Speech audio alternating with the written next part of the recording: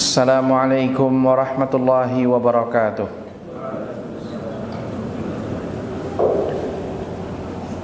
Innal hamdalillah nahmaduhu wa nasta'inuhu wa nastaghfiruhu wa nastahdihi wa na'udzu billahi min shururi anfusina wa sayyiati a'malina.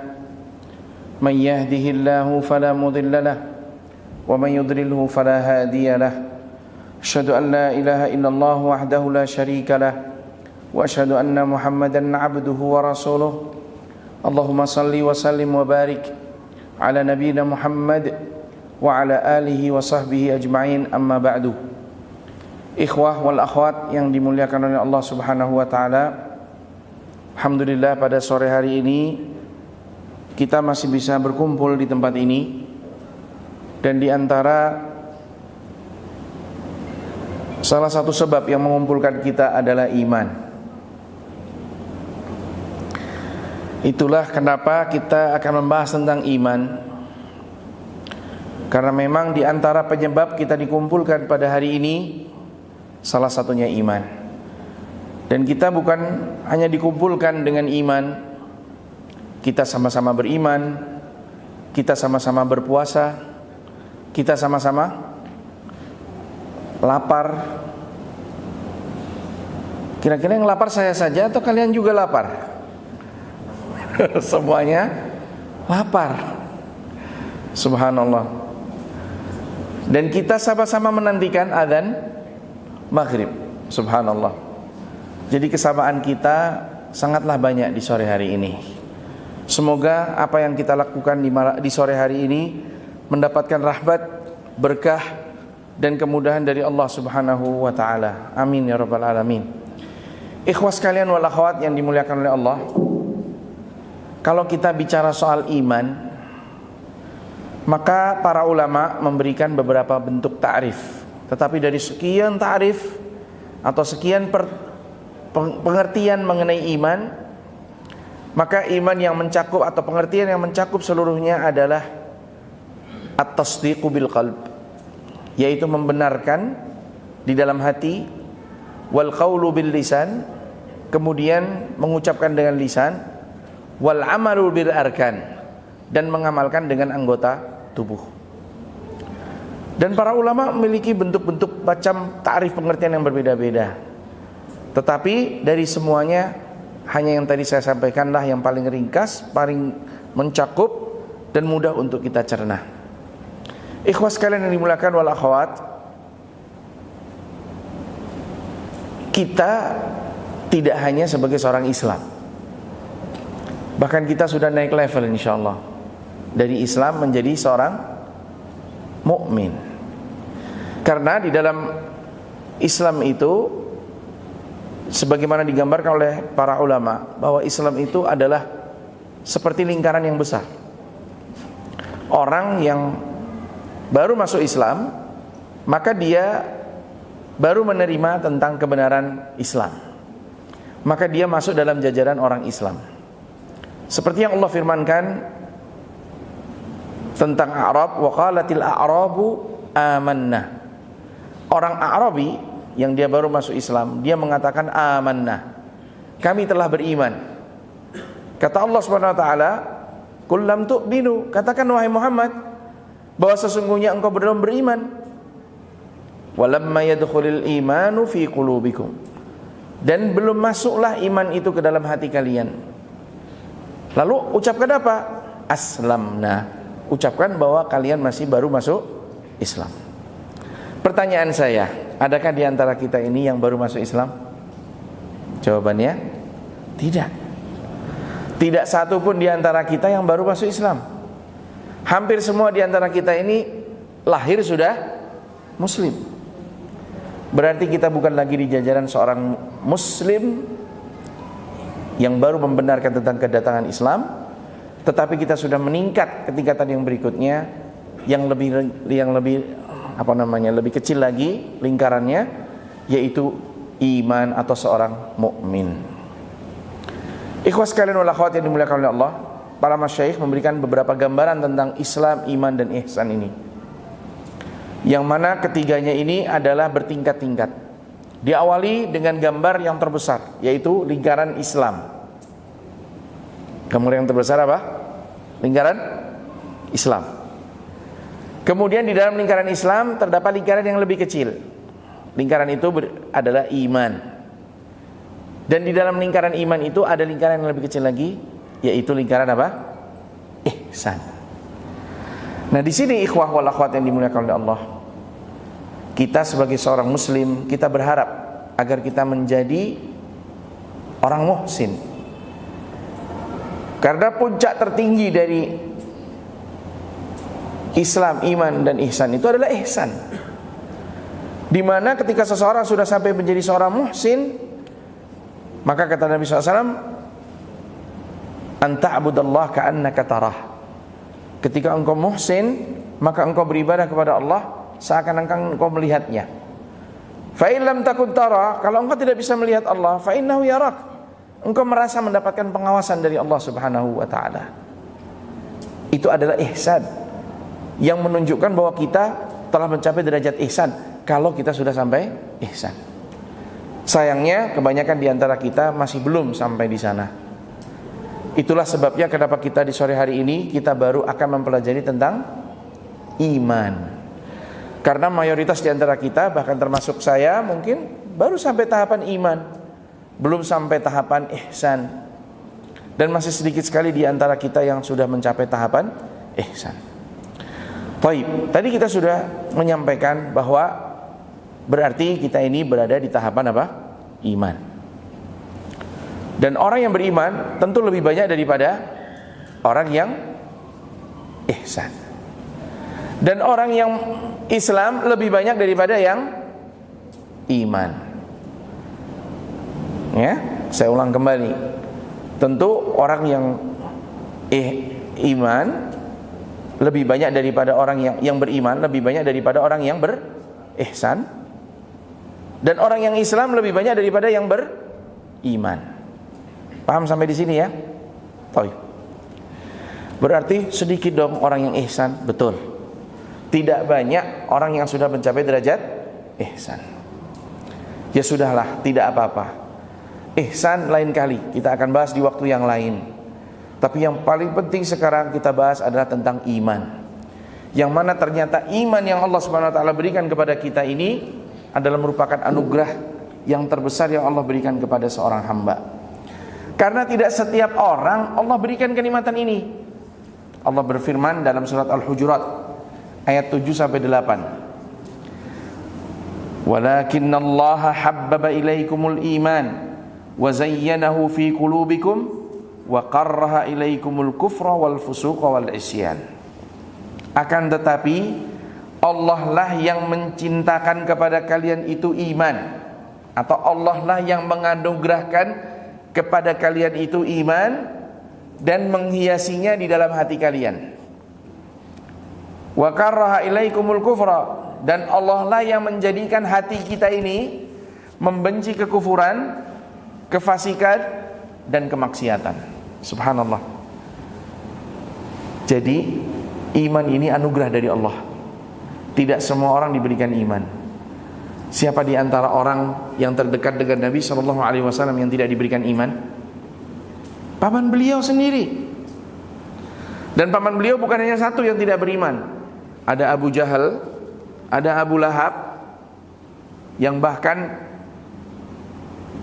ayatnya, suratnya selalu dibaca orang beribadah kepada Allah untuk mencela Abu Lahab dan juga istrinya. Itu mereka adalah paman-paman Nabi Sallallahu Alaihi Wasallam. Apakah Allah berikan iman di dalam hati mereka? Tidak. Padahal mereka adalah paman Nabi. Sekarang saya tanya, siapa anda dengan Nabi Sallallahu Alaihi Wasallam? Adakah anda saudaranya?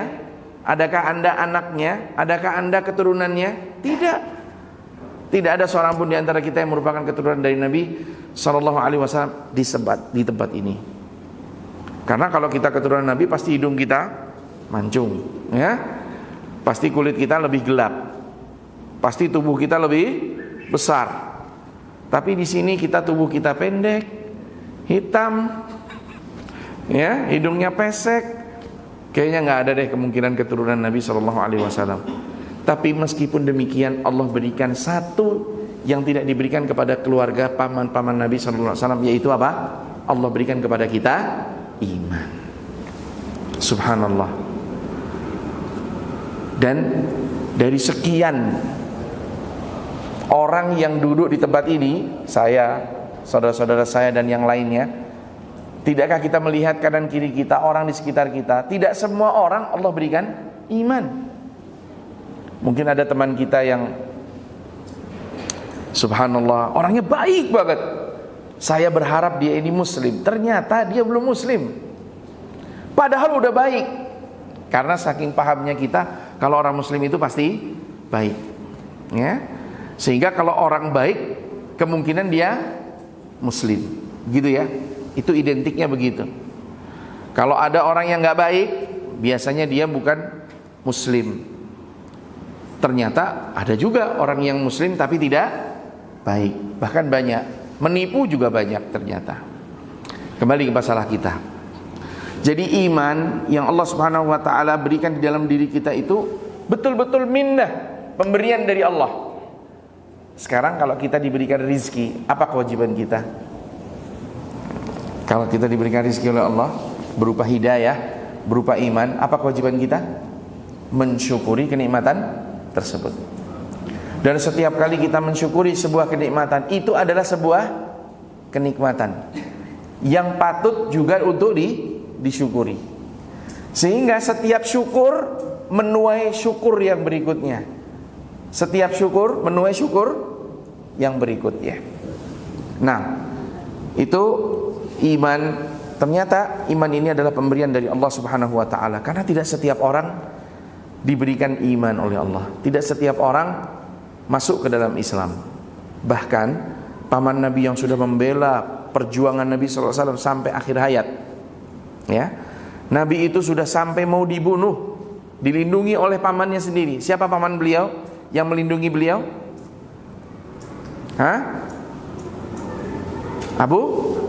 Abu Talib. Di akhir hayatnya Nabi cuma mengatakan kepada pamannya, "Ya am, qul la ilaha illallah ya'simuka minan nar.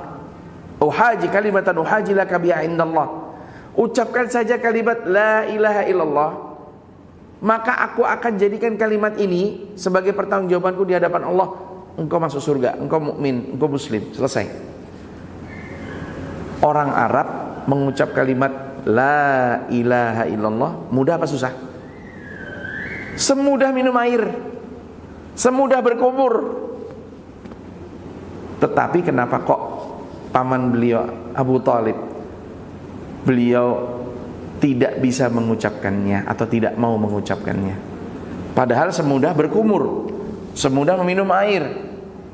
Kenapa tidak bisa mengucapkannya? Karena Allah Subhanahu wa ta'ala menahan lisannya.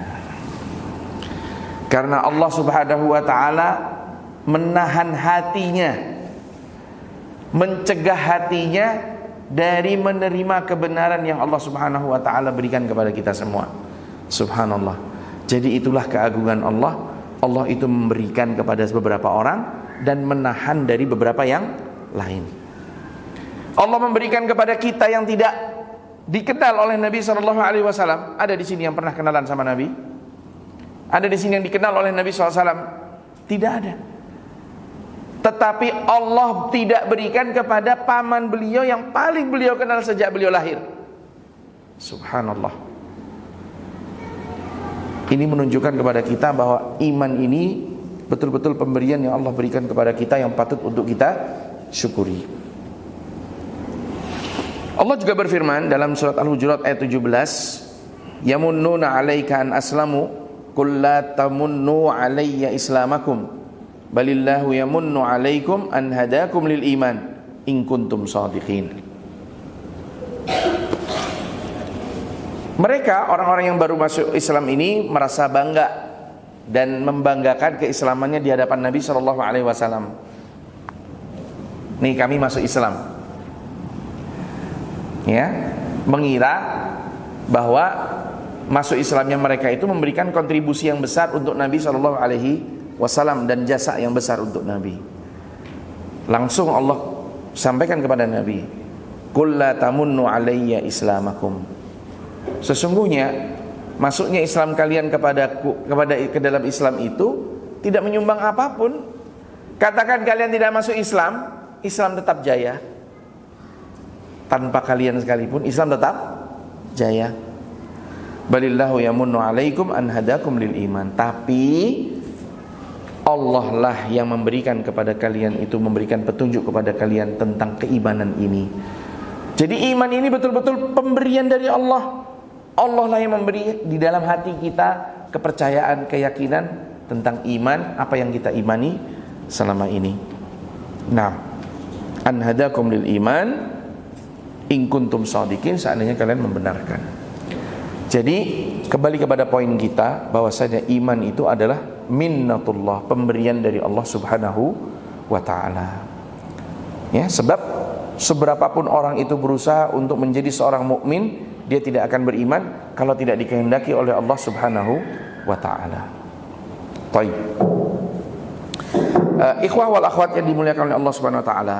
Kemudian orang yang beriman tentu dia akan memperjuangkan imannya dengan apa?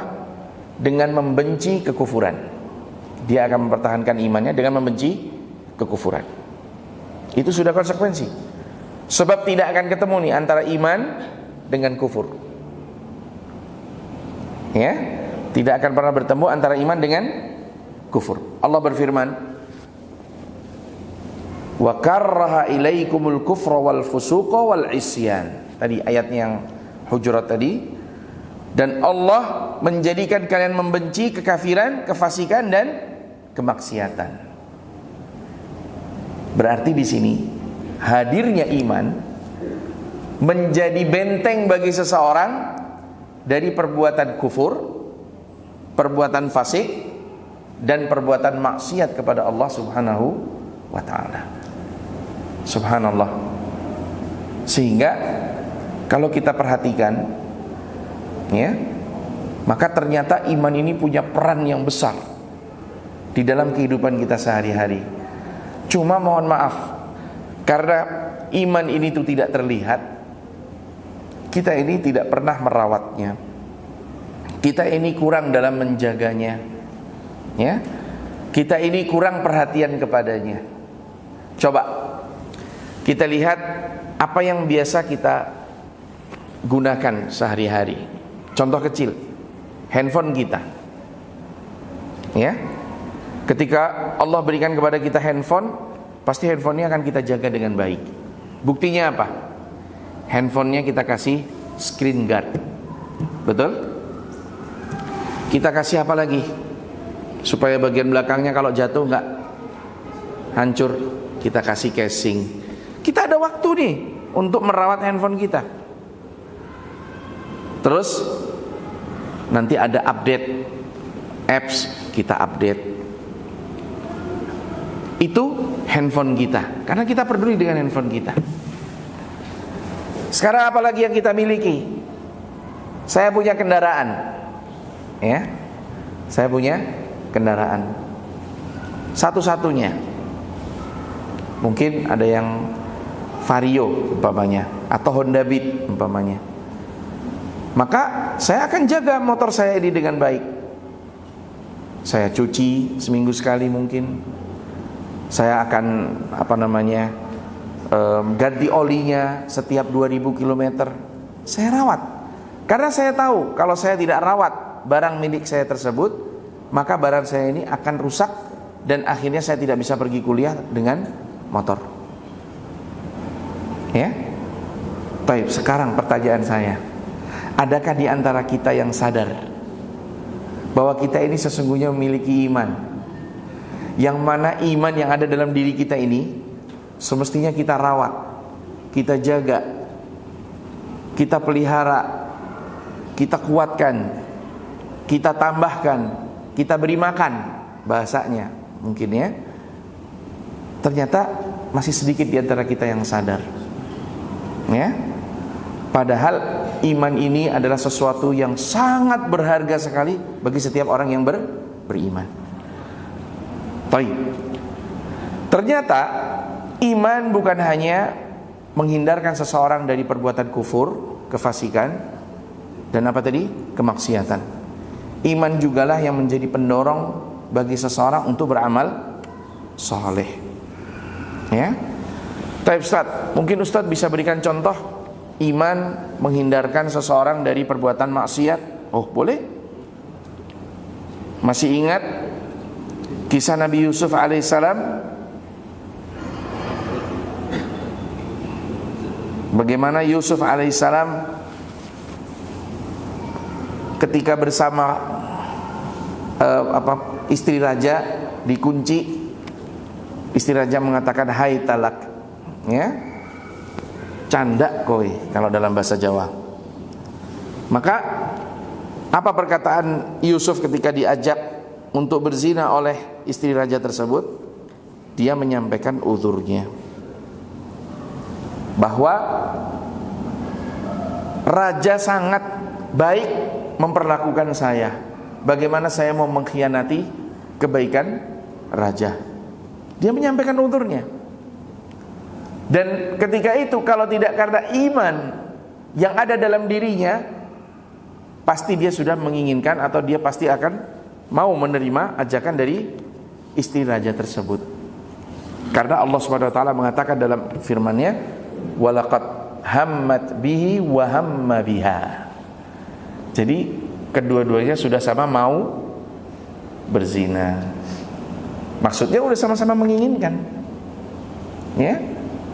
Tapi ketika sudah melihat bahwa Nabi Yusuf itu punya iman, Nabi Yusuf takut kepada Allah Subhanahu wa taala dan tahu bahwa perbuatan ini adalah perbuatan dosa, maka Nabi Yusuf mengurungkan niatnya.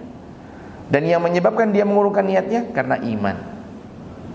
Itulah sebabnya kenapa seringkali kalau kita berhadapan dengan masalah-masalah, ya, kadang kita ini bisa menghindari masalah-masalah tersebut, terutama perbuatan dosa, karena di dalam hati kita ini masih ada apa?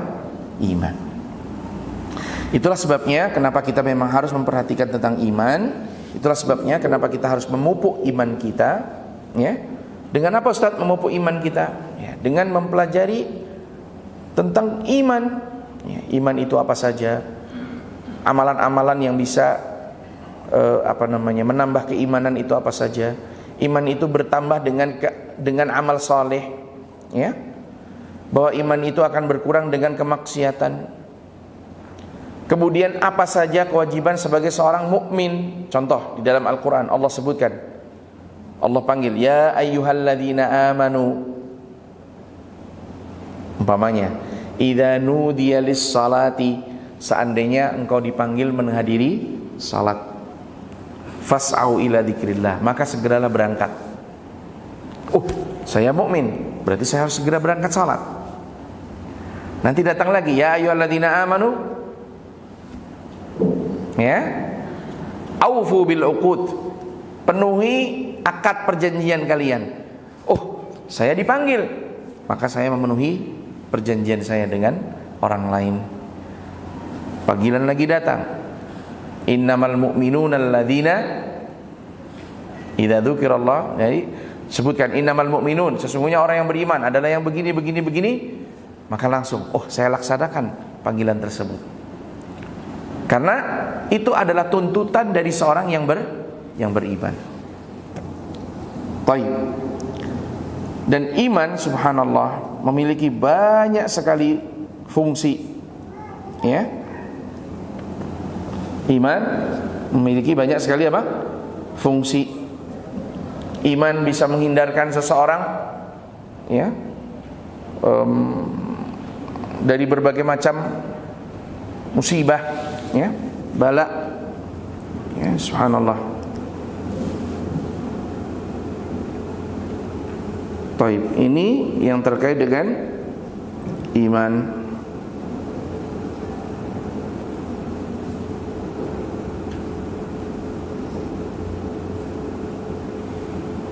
Baik, saya kira tadi kesepakatan kita cuma sampai 17.30 ya. Monggo. Itu yang bisa saya sampaikan pada sore hari ini. Wallahu taala a'lam. Saya kembalikan waktu kepada al-akh. Baik, selanjutnya kita masuk di sesi tanya jawab berhadiah. Bagi jamaah yang bisa menjawab pertanyaan dari Ustaz akan mendapatkan hadiah, dan jamaah yang ingin menjawab bisa mengajukan tangan dan akan dipilih oleh panitia. Pertanyaan pertama kita tujukan kepada jemaah Ikhwan.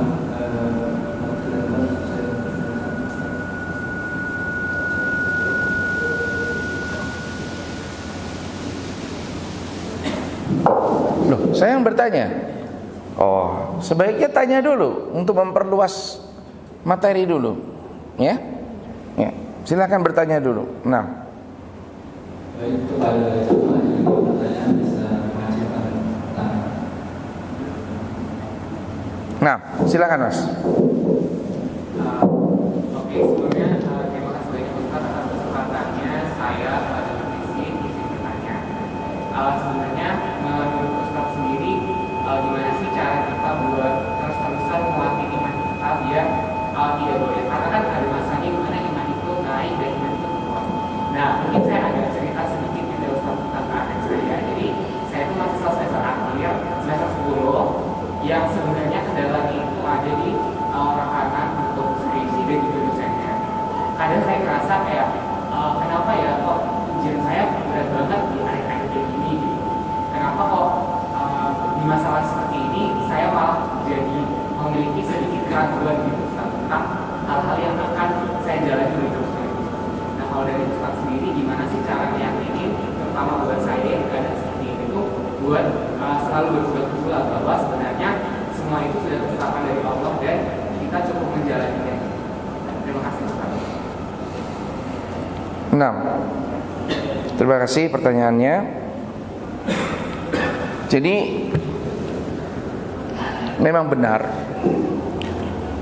iman seseorang itu tidak sepenuhnya sempurna, dan banyak sekali hal-hal yang bisa menyempurnakan iman. Bahkan Nabi SAW pun memerintahkan agar kita ini menyempurnakan iman kita, ya. Akmalul mu'minina imanan ahsanuhum khuluqah. Orang yang paling sempurna imannya adalah yang akhlaknya paling baik. Berarti kalau kita ingin iman kita bertambah, semakin sempurna, akhlak kita perbaiki, ya. Dan masih banyak lagi amalan-amalan yang lain yang bisa kita amalkan untuk memperbaiki keimanan kita.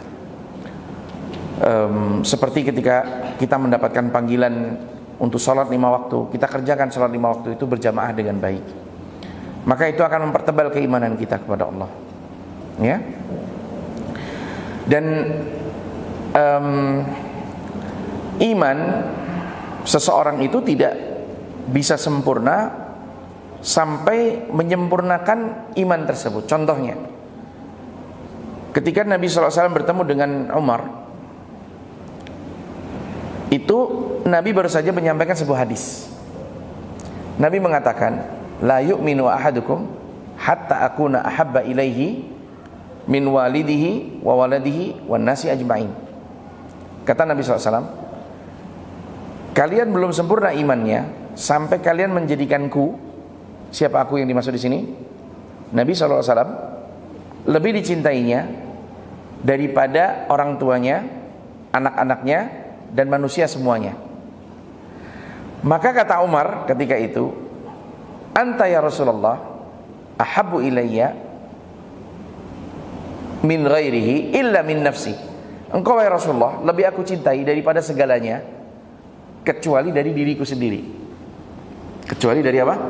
Diriku sendiri. Apa kata Nabi SAW? Apakah imannya sudah sempurna? Nabi mengatakan, lamma ya Umar, belum. Imanmu belum sempurna. Lalu bagaimana ya Rasulullah? Ya, aku harus lebih engkau cintai daripada dirimu sendiri. Maka Umar mikir, wah, beneran nih, aku harus lebih mencintai Nabi daripada diriku sendiri. Benar. Oke. Maka kemudian dia memutuskan dan mengatakan kepada Nabi SAW, la antal ana ya Rasulullah ahabbu ilayya hatta min nafsi. sungguh engkau sekarang ya Rasulullah lebih aku cintai daripada diriku sendiri. Perhatikan ini. Umar yang ketika itu sudah mengorbankan semuanya kecuali dirinya, mau mengorbankan semuanya demi Nabi SAW kecuali dirinya sendiri. Tapi ujungnya agar menyempurnakan imannya, dia tinggalkan semuanya, bahkan kepentingan pribadinya dia tinggalkan untuk siapa? Rasulullah SAW. Artinya ketika agama Allah melalui lisan nabinya mengatakan, memerintahkan, maka semuanya ditinggalkan, termasuk kepentingan pribadi saya, termasuk kepentingan pribadi siapa? Umar, akan ditinggalkan demi Nabi SAW, demi menjawab perintah dan panggilan dari Nabi SAW. Jelas ya masalah ini ya. Jadi subhanallah, untuk menyempurnakan iman itu tidak mudah ya. Seseorang harus berusaha dengan keras, dan dia harus siap mengorbankan segala-galanya untuk kesempurnaan iman, dengan mentaati semua perintah Allah dan mentaati semua perintah Rasulullah SAW. Kalau perintah itu ternyata bertentangan atau berseberangan dengan hawa nafsu kita, maka kita harus kalahkan hawa nafsu kita itu, dan kita menangkan kepentingan Allah dan Rasulnya. Apakah ini mudah ataukah ini berat? Berat sekali. Karena itu berarti kita harus membohongi diri kita sendiri. Karena siapapun di antara kita pasti senang dengan diri kita. Siapapun di antara kita pasti mendahulukan diri kita. Yang penting saya bahagia. Enggak. Yang penting saya melaksanakan apa yang Allah perintahkan dan Rasulnya perintahkan, baru saya bisa bahagia. Kalau saya tidak bisa melaksanakan perintah Allah dan Rasulnya, kalau saya masih belum mentaati keduanya, saya belum betul-betul bahagia. Karena kebahagiaan yang hakiki itu bukan di dunia ini. Kebahagiaan yang hakiki itu adalah di akhirat. Itulah sebabnya Nabi SAW itu menyampaikan di awal tentang rizki, ya, karena namanya orang kuliah itu kan pasti nanti ujungnya kerja, ya kan? Meskipun belum tentu juga lulus kuliah langsung bisa kerja. Banyak pengangguran setelah kuliah. Tapi semoga kalian semua akan mendapatkan pekerjaan yang baik, ya, menjadi orang-orang yang kaya, menjadi orang-orang yang memperjuangkan Islam dengan harta kalian, dengan ilmu kalian, dengan semua apa yang kalian miliki. Amin ya rabbal alamin. Baik.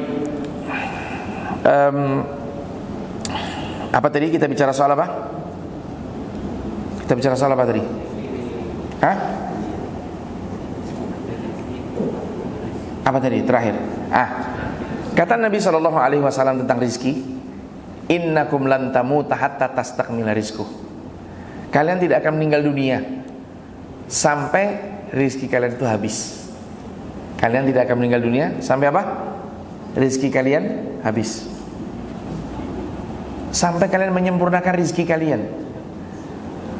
Fa ahsinu fit talab, kata Nabi, maka kalian pasti ketika rizki itu pasti sampai ke kita, carilah, perbaikilah kita dalam bekerja. Jangan sampai rizki kita itu sampai ke kita melalui cara yang tidak dibenarkan secara syariat. Karena baik kita cari dengan cara yang benar ataupun kita cari dengan cara yang kotor, rizki itu pasti sampai kepada kita. Paham ini ya hadis Nabi SAW ya.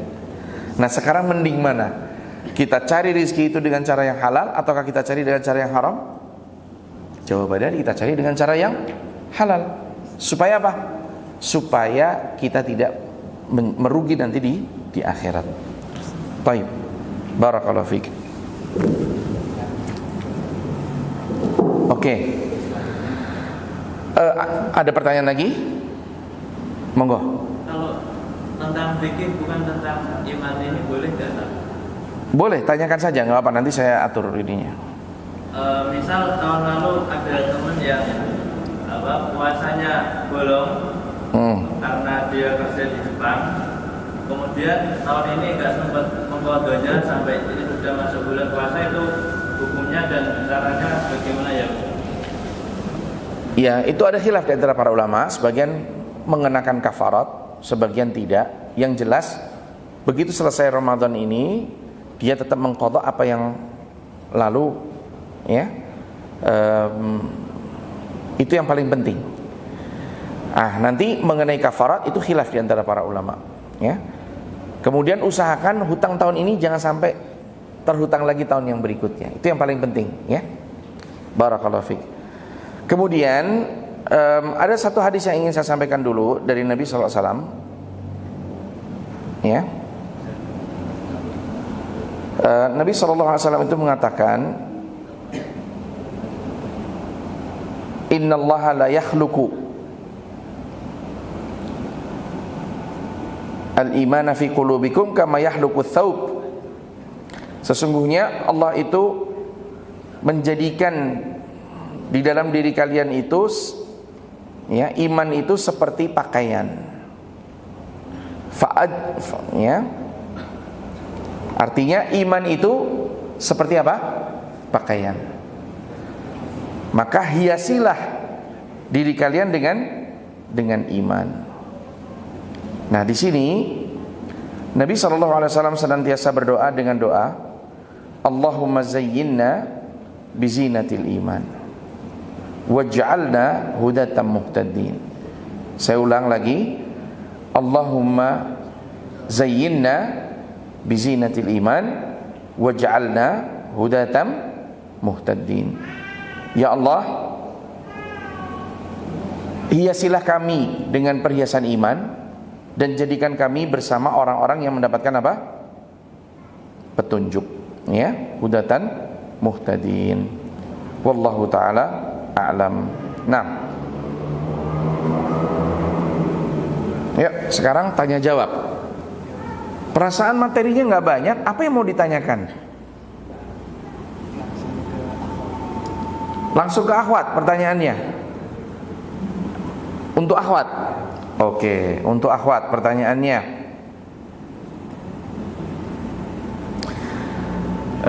Pengertian iman saja tadi. Yuk, pengertian iman satu saja. Apa tadi pengertian iman?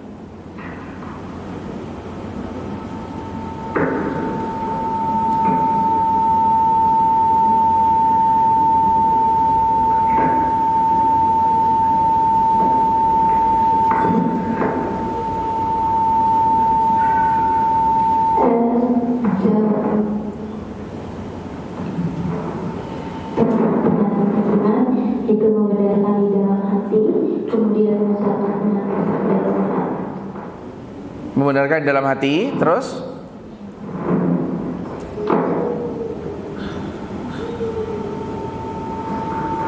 yang kedua apa?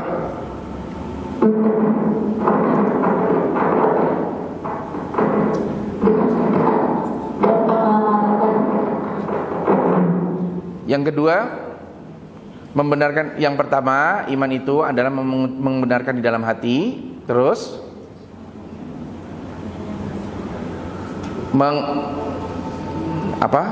mengucapkan dengan lisan. Yang terakhir, mengamalkan dengan anggota tubuh. Tapi masih ada lagi takrif yang lebih lengkap. Yazidu bitta'ah wa yanqusu bil ma'siyah. Bertambah dengan ketaatan dan berkurang dengan kemaksiatan. Nah, itu yang lebih tepatnya. Tadi saya lupa untuk menyampaikan. Nah, mengenai hadis yang tadi saya sampaikan, tolong diartikan ya. Innal iman la yakhluqu fi jawfi ahadikum kama yakhluqu thawbu fas'alullaha an yujaddidal imana fi qulubikum. Saya terjemahkan dulu, nanti saya tanya. Sesungguhnya iman itu diciptakan di dalam diri seseorang itu sebagaimana Allah menciptakan pakaian. Maka mintalah kepada Allah untuk memperbaharui iman kalian di dalam hati kalian. Pertanyaannya, bagaimana Nabi berdoa untuk memperbaiki imannya? Yuk, silakan ikhwan. Entah dapat hadiah nggak dapat hadiah terserah. Yuk, monggo. Iya, doanya ya. Oke, nggak apa-apa. Terus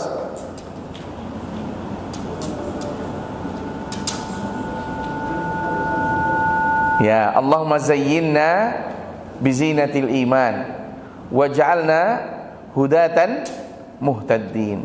Saya ulang ya, yang lainnya diikutin.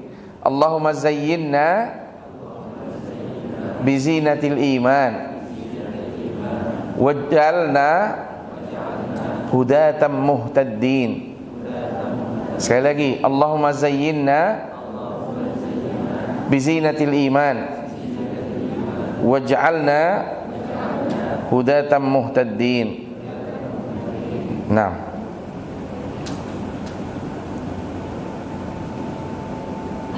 baik.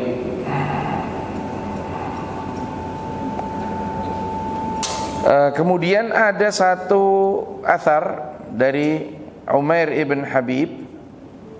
Dia mengatakan, al-iman yazid wa yanqus. Qila wa ma ziyadatuh, bagaimana bertambahnya, wa naqsu wa nuqsanu, bagaimana berkurangnya? Dia menjawab, idza dzakarnallah wa hamidnahu wa sabbahnahu zada. Kalau kita pas banyak berzikir kepada Allah, memuji Allah, bertasbih kepada Allah, itu artinya kita bertambah.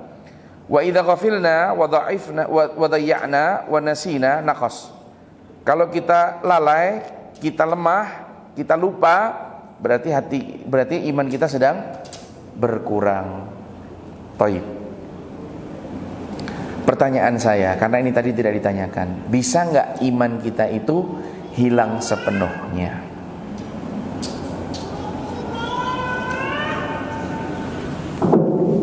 Hah? Terus jadi apa kalau imannya hilang semuanya? Hah? Ateis? Ini penting, ikhwah. Ya? Penting, karena tadi tidak ditanyakan, saya yang bertanya.